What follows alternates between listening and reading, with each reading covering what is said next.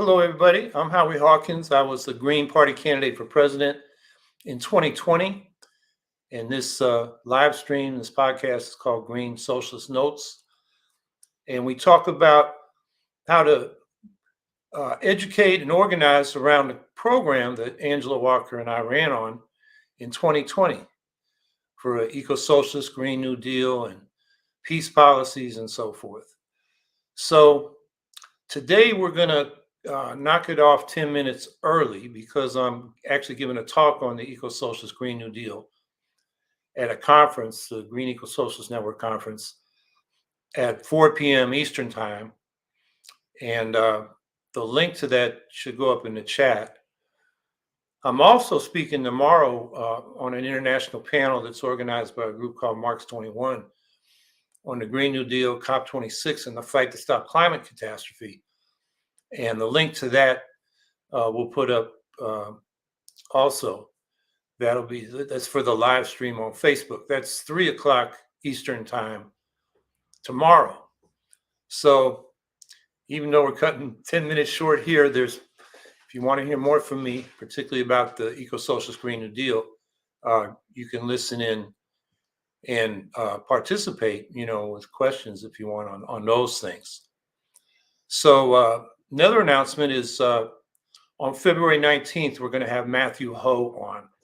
Matthew is running for U.S. Senate from North Carolina. He's a former Marine and Foreign Service officer who quit during the Afghanistan war. He was in Afghanistan in protest of the war.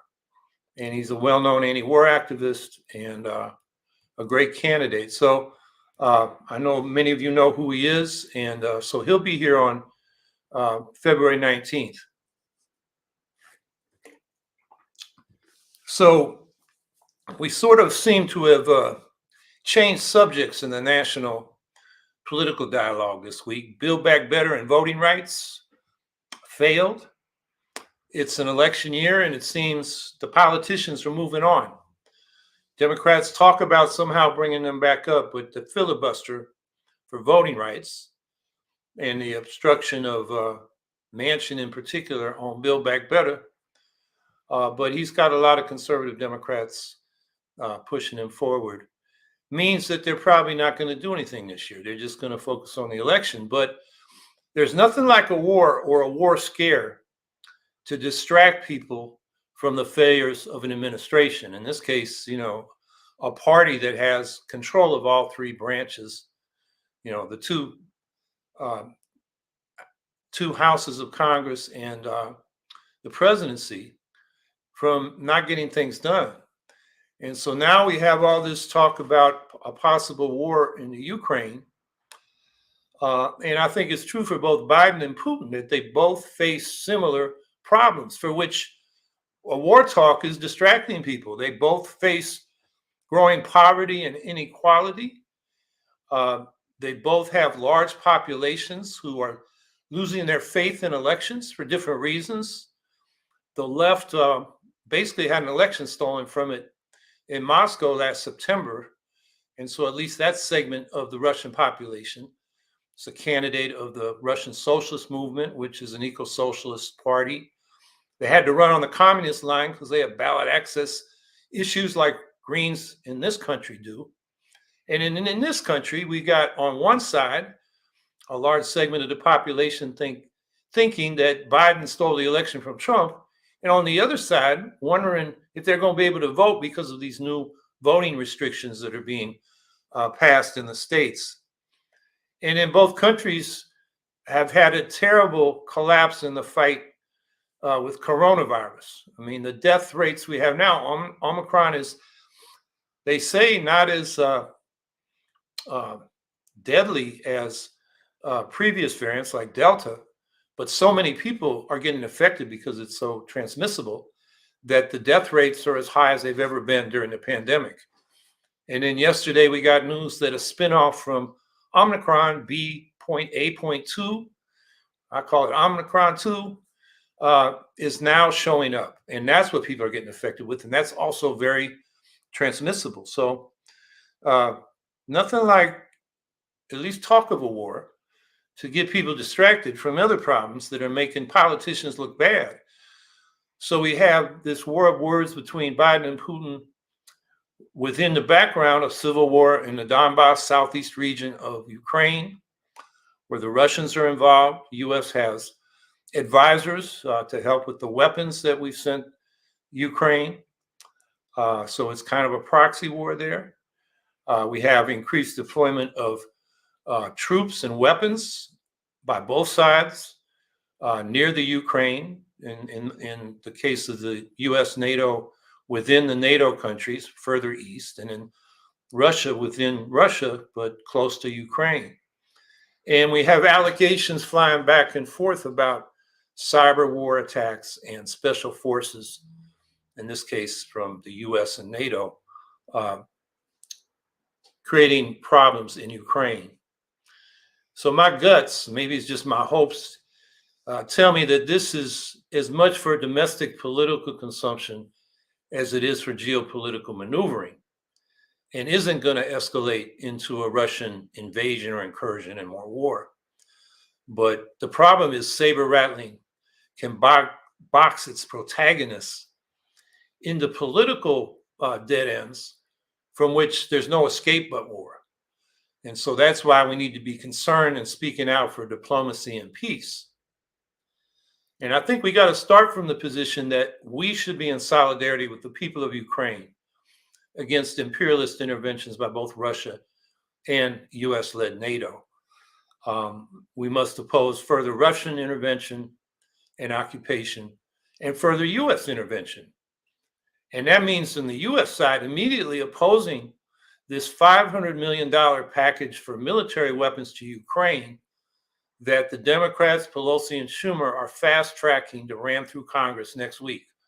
Without hearings, they put it on a fast track. And that's an escalation of war when we need diplomacy. And I think we have to realize that neither of these big powers has any respect for Ukraine. Putin and the Russian oligarchs, they say it, they don't consider Ukraine a legitimate independent country, even though the Ukrainians voted 92% for independence in 1991 in a referendum with an 84% turnout. And if anything, with the Russians taking over Crimea and involved in the war in the Donbass, that sentiment among most Ukrainians is probably as strong as it's ever been. And you can read on Putin's side, he had a 7,000-word essay he put on his website, the Kremlin website. It's in English. You can read it on why he doesn't think Ukraine is really a country. And the US and NATO have no respect for Ukraine's independence either, because they treat it as a pawn in their great power competition with Russia. And the US in particular played an active role in that 2014 regime change. But I think the basic lines of a settlement are clear. US NATO should tell Russia, which is what they want, that we don't want Ukraine and Georgia to get into the NATO military alliance. We've pushed NATO way beyond what we promised when Germany reunified. James Baker told Gorbachev, not 1 inch further for NATO East. And since then, particularly under Clinton, but then more under Bush, we've added 14 countries. And in 2008, when they got to considering Ukraine and Georgia, most of NATO was saying, whoa, that's too far. Those countries have big problems. We can't absorb them. And we're not pursuing that. So for the US to guarantee Russia that we don't intend to extend that military alliance into the Ukraine and Georgia, is not really a concession. It would just be a reassurance and reduce tensions. And then another part of a basic agreement should be that Russia guarantees Ukraine's independence to develop economically and politically without interference. They talked about this in the Minsk II agreements in 2015, and both sides, Ukraine and Russia, that signed on with Germany and France being the other negotiators that were supposed to help implement it, what that meant was Ukraine would give some political autonomy to those predominantly Russian-speaking eastern provinces. In return, Russia would withdraw its forces and leave Ukraine alone. I think that's still the basis for a settlement. And then Ukraine has got to, guarantee the rights of Russian-speaking people within Ukraine. And there's a right wing within Ukrainian politics that's very anti-Russian. And so the Russian-speaking people, many of them are concerned about that. So, diplomacy should be able to get there to those basic agreements. We won't expand NATO. Russia guarantees Ukraine's independence, and Ukraine guarantees Russian-speaking people their civil and human rights. I think what we need to demand is that U.S.-NATO guarantee of no further NATO expansion, demand that Russia guarantees security for Ukraine, call for a ceasefire and demilitarization enforced perhaps by a UN peacekeeping force, which the left in Ukraine, the socialist movement there, is demanding. And Russia and Ukraine this week renewed their ceasefire talks, which is a good sign.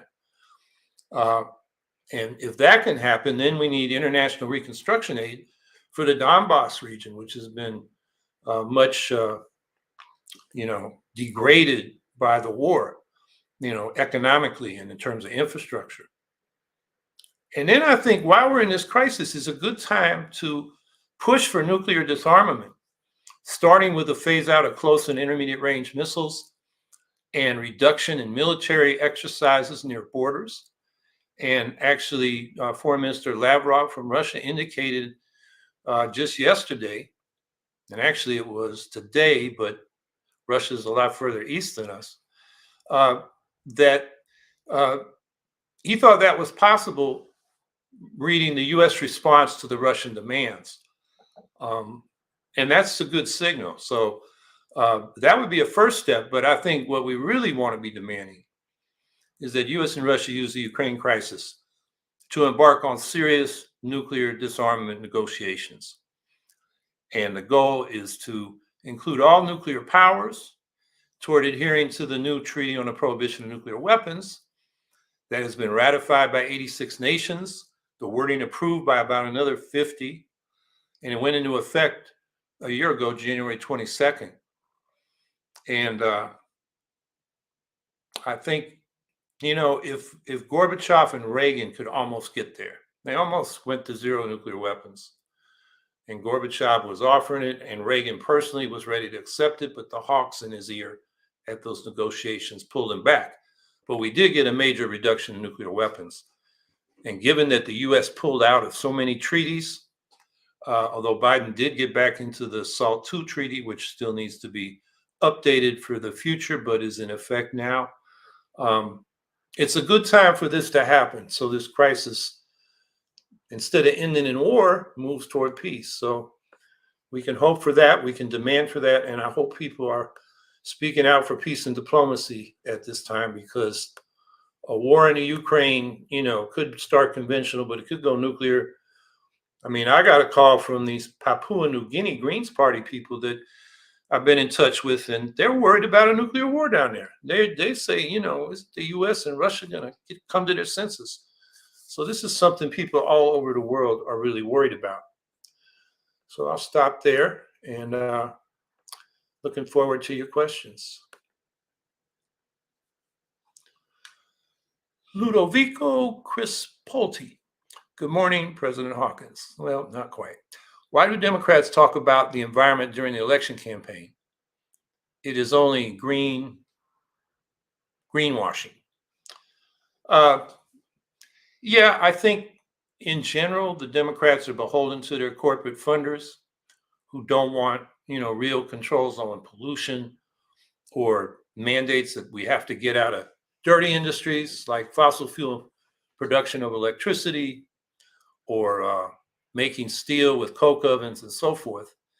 But, the Democrats, there are really two parties in there. There's a progressive kind of New Deal Green Democratic Party, and that's, Bernie Sanders and AOC and maybe another 50, at most 100 Democrats who believe that in Congress, and then the rest of them are good old corporate Democrats who more often agree with their Republican colleagues on economic and foreign policy issues than they do with their progressive Democratic colleagues. So I'm just saying we can't generalize about Democrats.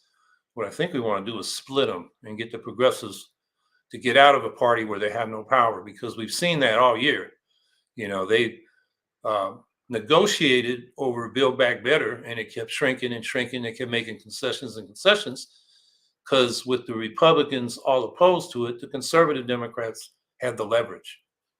And so they negotiated it down and down and down, and it's still nothing. They haven't even been able to get it passed. So, the progressive Democrats need to be asking themselves, what are we doing in this party where we can't get anything done?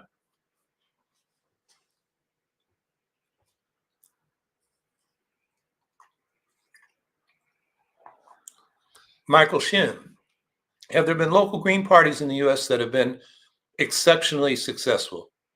What can other local parties learn from them?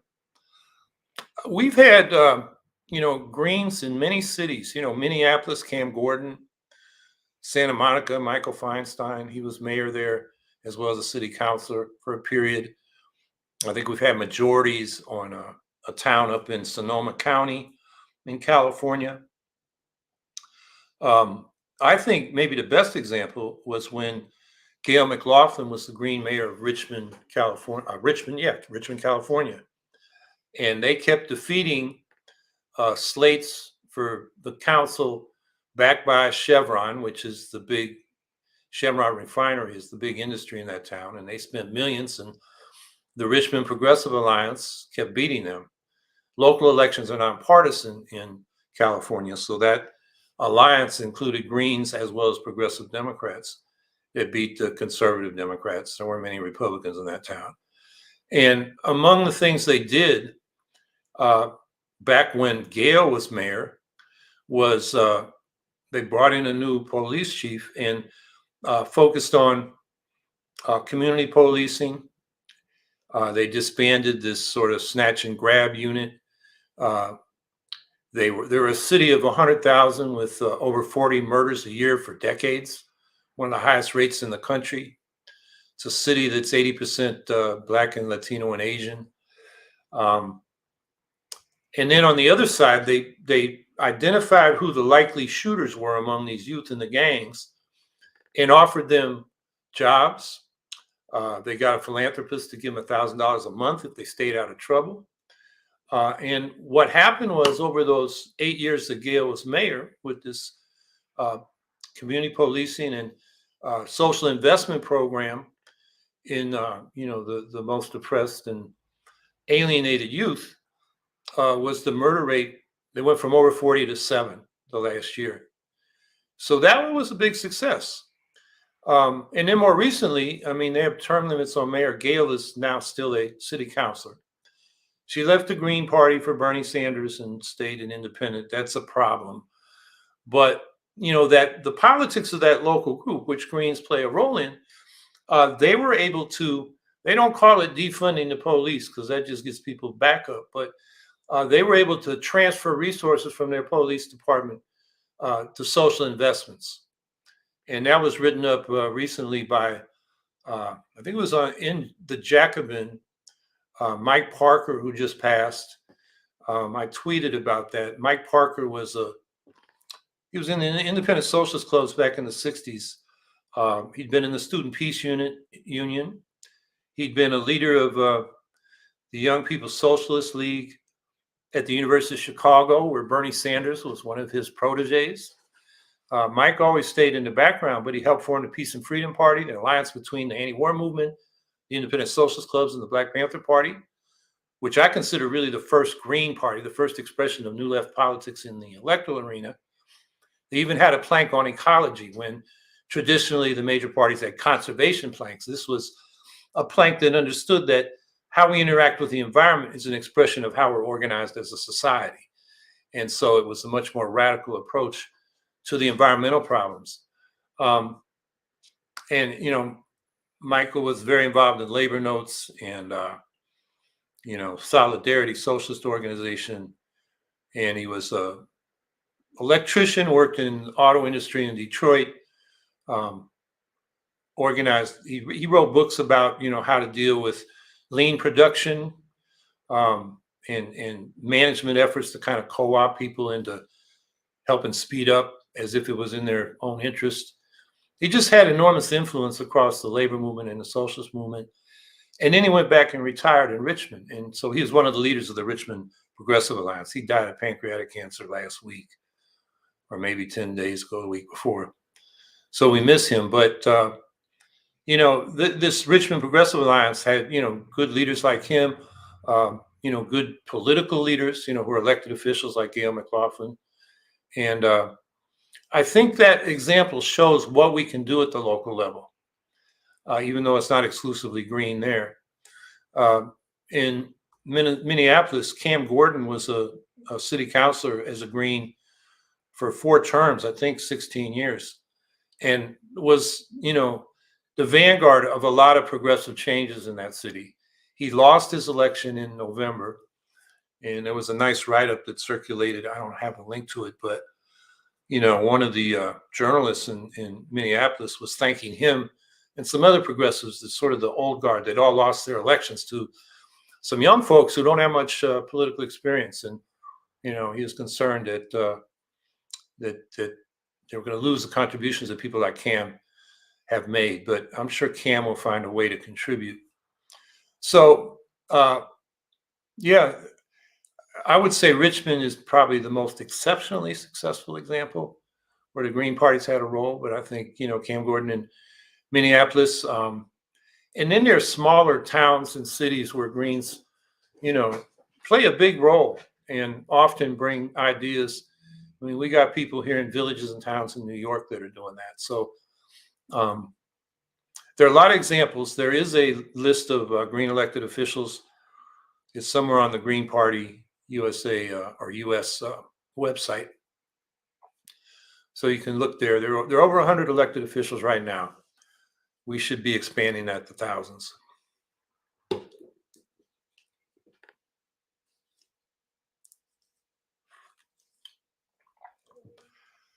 Scout Trooper 164, Howie, what are your thoughts on someone on the Supreme Court retiring despite not doing so until June?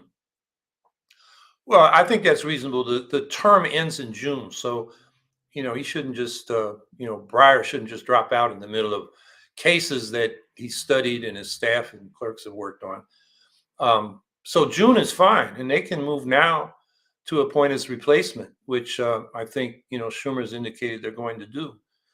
So I think the fact that he delayed till June is not a problem. In fact, that's what he should have done.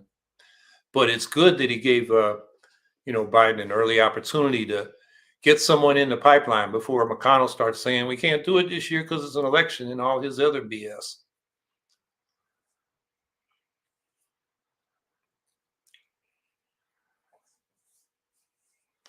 Eric Gray, in your opinion, what would it take to get more American people to see the flaws in our country, both national and international, in order to fix them? Well, I think what we've been doing has been working. We've won the argument on a lot of these questions. You look at public opinion polling, the people are with us on a Green New Deal, Medicare for all, student debt relief, cutting the military budget to put that money into social and environmental protections, paid family leave, raising the minimum wage. I mean, there's a whole lot of things. And the poll just came out about, do people want to go to war over Ukraine? Hell no, most people don't in this country. So it's always good to persuade more people. The problem we've got is translating what the people want into public policy, public opinion into public policy. And that's where the two-party system, is a barrier for the people getting what they want, because we got two parties, corporate funded, corporations, the ruling class get their party in power no matter which of those two party wins. And that's where the problem is. And then we've got structural problems with our electoral system. It's anti-majoritarian. The Senate and the Electoral College give disproportionate power to small rural states, which tend to be conservative. The winner-take-all single-member district system of electing the House, and down at the state level and city council level in most places, excludes everybody but the winner. Which the excluded are not just people like the Green Party or libertarians. It's the members of or the supporters of a major party. It's the minor party in that district. Because most districts are one-party districts. They're not competitive. 90% of congressional districts and 95% of state legislative districts are not competitive. So that single-member district winner-take-all system is exclusionary. And that's why what the people want doesn't get translated into public policy, because the people don't have their representatives in there. You live in one of those non-competitive districts, why bother voting? You already know that the party that's got the majority in that district is going to win, no matter how much you vote, how many times you vote. So a lot of people don't vote. They get that. They understand that. It doesn't change who's in there, because if you're in a Republican district, it's going to be a Republican. If you're in a Democratic district, it's going to be a Democrat. And if you want something else, why bother voting? Because you can't win, except in, exceptional circumstances where the incumbent does something really bad. And then the opposite party might get their candidate in there. But then for one term, and then it's back to the old party that's in power in that one party district. So I think that's what we got to focus on. We got to focus on, first of all, fair ballot access. You can't even have ranked choice voting if you don't have at least 3 candidates. And it's very difficult in a lot of states for the Greens or any other minor party to get on the ballot. So that's number one, fair ballot access. Number 2 is ranked choice voting for executive offices. So the spoiler effect doesn't marginalize parties like the Green Party, where we're seen as spoiling it for the Democrats and helping who we would consider the greater evil in most cases, the Republicans.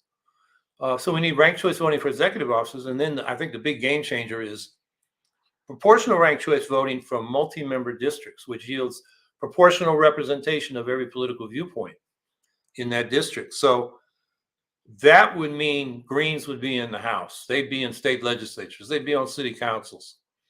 And part of the discussion, not just during an election, if we can get into it and on a ballot, but throughout the year while, legislative bodies are in session. That would just really change the politics of this country. And it would also end a couple things. It would end gerrymandering, to create these one-party districts, because it's hard to gerrymander a multi-member district with proportional representation. It doesn't matter so much how you draw the lines. Everybody's going to get their proportional share of representation. And then the other thing is this polarization between Democrats and Republicans, where, at least at the national level, behind the scenes, they really agree on economic and foreign policy for the most part. They fight about, the cultural issues. And, it's got very polarized to the point where, the Republicans are totally obstructive when the Democrats have power. And the Democrats really don't agree with the Republicans in anything when they have power, except some of these economic and foreign policies. So nothing gets done. There's a lot of acrimony and, mudslinging. And people, get turned off from even following the news because it's so depressing. You have a multi-party system, and then your coalitions are going to shift on different issues. Greens and libertarians are going to be with each other on drug policy reform, cutting the military budget, cutting corporate welfare. But when it comes to something like Medicare for all, the Greens are going to be not with the libertarians or the Republicans. They'll be together, but we'll be with the progressive Democrats, and the corporate Democrats will probably be with the Republicans and libertarians. But you see the coalition shift. So it doesn't pay to go totally negative on the other parties and your opponents, because you're going to need them down the road to get anything done. It would just change the whole political dynamic. So I guess when I'm answering your question, saying, we've already won the ideological battle with the majority of people. Of course, we want to expand that. But the problem is not that we don't have the people with us. The problem is that the political system won't reflect our desires. And that's what we got to change.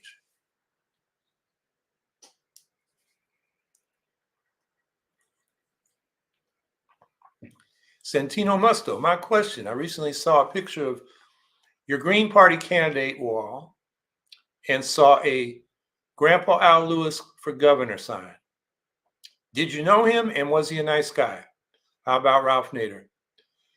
Yeah, Grandpa Al Lewis was a funny guy. He was a nice guy unless it was a reporter asking a kind of dumb question, and then he would ridicule, he would shout at them, he'd cuss at them, but it was part of the show. He was an actor. I remember this one case where we were having a news conference, and I was there with Alice Green, a civil rights activist in Albany, and Al Lewis and me, and we're talking about water pollution and green remedies for it. And Alice and I are giving very serious, evidence-based arguments, citing studies, and Al Lewis gets up there and he just says, I would make, it was Governor Pataki at the time, and we had a bottle with, dirty water in it. I would make him drink this. And he'd say it in a stage voice. The NPR reporter used to say, you don't have to shout at us. But NPR, they all whisper. So she wasn't used to that. But anyway, so Al he was fun to campaign with. And he had a following that went beyond politics. He went to Oneida County, which is in upstate New York, central New York. And just had it advertised in the local paper that he was going to be sitting on the porch of this general store in a small town to meet the voters. And over 1,000 people came. And it was because it was Al Lewis, Grandpa Munster. And, they wanted to autograph. I think that was before selfies. Yeah, this was 98. But, and we got a big vote in Oneida County. So, Al was he was fun to campaign with. And Ralph Nader, I actually just talked to him this week. I don't know how old he is. I think he's over 80, but he's got as much energy as he ever had. He puts people half his age to shame, puts out a column every week, a podcast. He's always, trying to get things going on down there in Congress. In fact, he's starting a newspaper to cover Congress. And I will have an article in the first issue about how the voting rights bills, from For the People Act to Freedom to Vote Act to the combination Freedom to Vote John R. Lewis Act, and how it dealt with the public campaign finance issue and disadvantaged third parties. And so I go over to history and make the case that let's get the voting rights, make it easier for people to access the vote, protect the vote so it's really counted and not meddled with by the Republicans who are trying to rig elections now by taking over election boards and secretaries of state and passing laws that give the legislatures they control over the final count and certification. Let's pass that stuff, but save campaign finance reform or the public campaign programs to a separate bill where we have a full discussion and the interests of minor parties are included in that discussion. So, when that comes out, I'm not even sure if it's coming out it must be coming out in electronic form. You wouldn't do that today. But it's also coming out in a hard newspaper form. It'll be in the halls of Congress. So I'll have an article in there, see if it moves anybody. Maybe, I hope somebody contacts me, frankly, because there are a lot of mysteries around this issue. In the last edition of that bill, the Freedom to Vote, John R. Lewis, they completely eliminated any reference to presidential public campaign funding. In the first edition For the People Act, they made it 5 times harder for us to get matching funds, and they eliminated the general election grant. Then in the second edition, they totally eliminated public funding for presidential campaigns, which, was a major post-Watergate reform. And newspapers didn't report on it. The good government groups like Common Cause didn't comment on it. And so just a few of us Greens were, putting op-eds in the progressive online journals and some local newspapers, but really couldn't get much traction on it. And then the third time, they just left it out. And our best guess is that they were in such a hurry to get that voted on in the House. The bill was dropped at 6 o'clock one day and voted on it at 10 o'clock the next morning. 600-page bill. And, staff would have had to stay up all night to read it all and then tell the member of the House about it the next morning. I'm not sure they all did that. In any case, our best guess is it got left out because they were in such a rush they forgot to, include it when they're copying portions of freedom to vote into the even shorter version of freedom to vote that was in that last bill. So anyway, that's about Ralph Nader's got a paper coming out about Congress.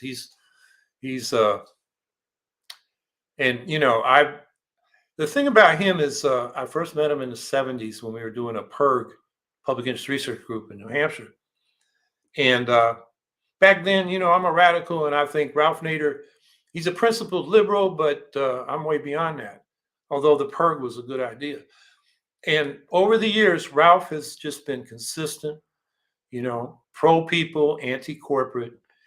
And as the politics moved to the right from the era when the New Deal Democrats were in power to when they became the corporate New Democrats and the Republicans moved further right, and Ralph has just been where he's at. Now he's on the far left of the American political spectrum. You got to respect him for that.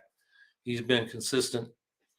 And as he often says, why don't people have the fire in their belly, given what corporate America is doing to us? He still does, and I admire that.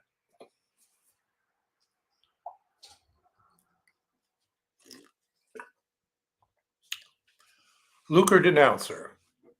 I know you're an advocate of the abolition of the U.S. Senate, but would you also advance an expansion of the number of seats in the House of Representatives?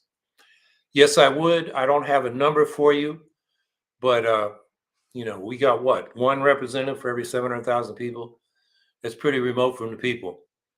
And our legislative bodies in this country, the ratio of constituents to representatives is very high compared to other countries. I mean, you go into, say, German cities, and you have city parliaments, mid-sized cities with 100 members. Here we have 10, very rarely more than 10.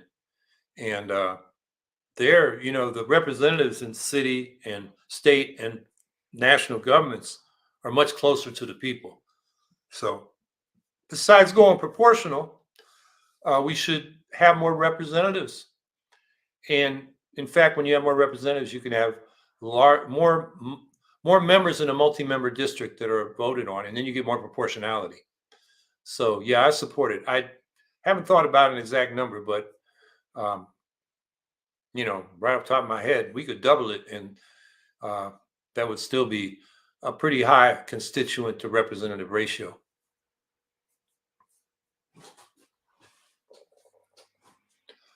Fred Gunter, NE. Not sure what that is. I want to say nurse engineer. I'm not sure what that means, but one of the 4 pillars of the Green Party is advocating for renewable energy. Do you think that since renewables use fossil energy, that the party should advocate more for degrowth than renewables? Renewables do not have to use fossil energy.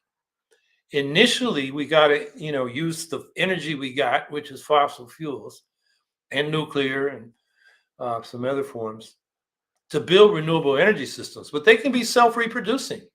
So the manufacturing of the components of solar and wind and wave and geothermal energy are powered by renewable energy. There's nothing stopping that. We have very detailed study done by members of the Green Party.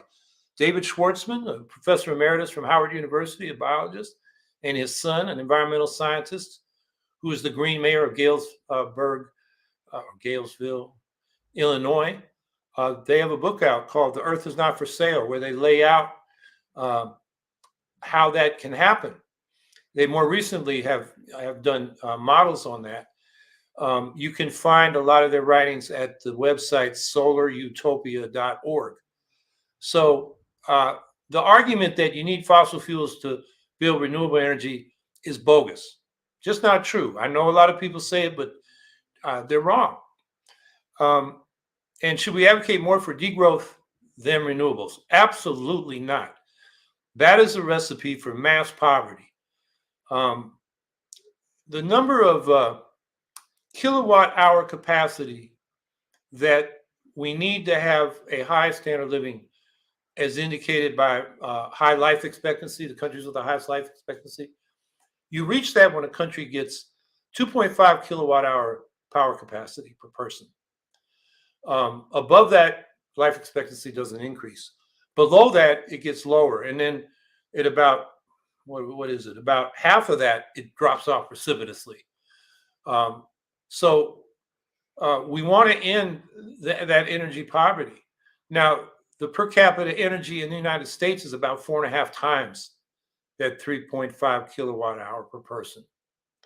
So degrowth here, yes, but the world average is 2.5, not 3.5 kilowatt hours. So globally, we've got to expand energy production, which means electric power production if we're talking about clean renewables.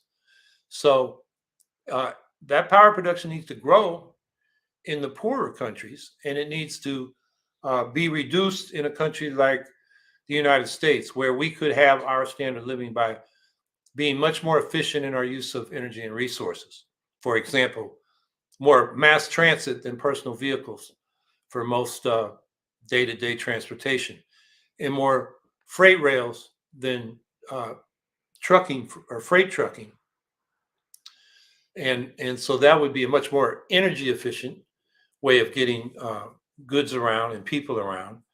And so it require less electric power, because you want to electrify the rails as well as the vehicles on the roads.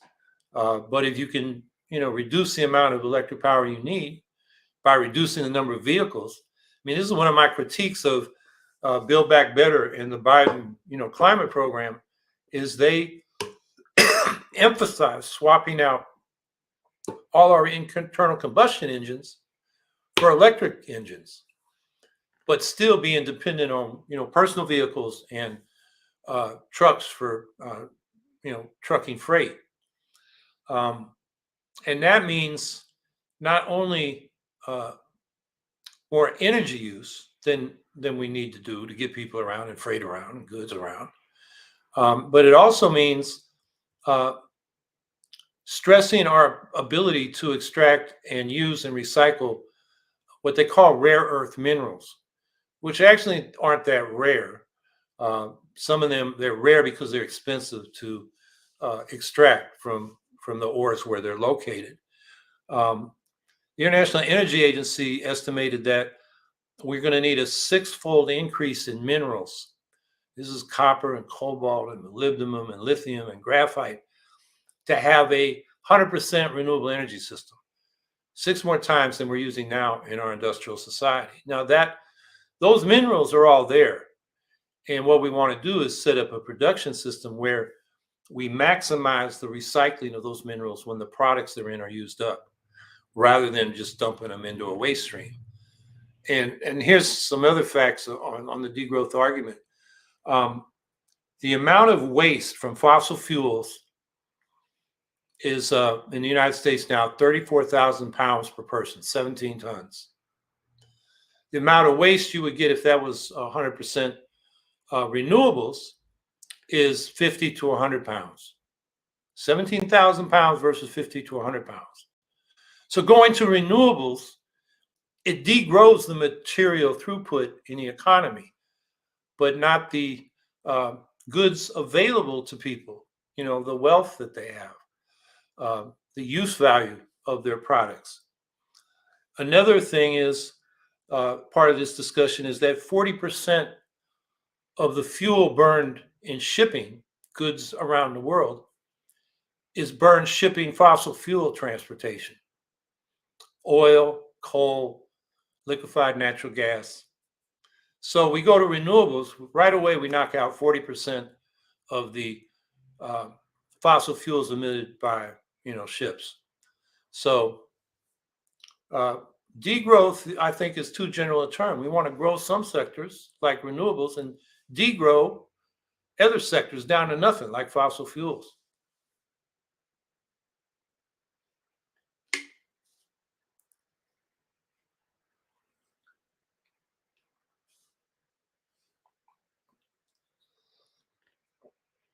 Well, I don't see another question coming up.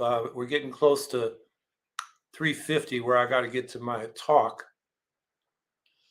So I hope people will be speaking out for peace and diplomacy with regard to Ukraine, particularly this week. Talk to your representative in Congress saying $500 million in more weapons for Ukraine in the middle of this tension is just escalating the war. What's to say Ukraine won't use them in the Donbass and they'll go right to use in a military conflict. Now is the time for diplomacy, not escalation. It's interesting to note that 500 million is about what they had proposed to spend on climate programs and Build Back Better. So it's not just military madness, it's misguided priorities. So I hope people will speak to your representatives, write a letter to the editor, talk to people that you are in touch with about this. I think now's the time for peace action because, like I said, even if they don't really want to go to war, they can talk themselves into it. Because these politicians, they got to save face. And sometimes that means they got to back up what they said, which they really didn't want to mean, but end up having to mean. And then you're in a war. It's crazy. Look at how World War I, got started. Secret alliances and people misunderstand each other, and suddenly you have this devastating destruction. I guess the other thing I'll say in closing is, keep taking care of yourself in this COVID pandemic. Omicron is kicking our butt, and now we got apparently an evolution off Omicron, which is even more transmissible. They say 1.5 times more transmissible. And even if fewer people are hospitalized with this variant than, say, Delta, the number of people getting infected because of the transmissibility means more people end up in the hospitals and dead. And just don't be one of those people. So, follow the public health advice, masking and social distancing and hand sanitation, and get your vaccine, your vaccination and booster, and just take care of yourself. And so thanks for being here today. Next week, we'll be back to a full hour. I told you about Matthew Ho coming on February 19th. I have talked about David Schwartzman, who I mentioned earlier, in reference to the energy standard, energy poverty standard. And I think he'll come on anytime I want him to. So I think I'm going to ask him to come on maybe next week or the week after if he can. So until next time, take care of yourself.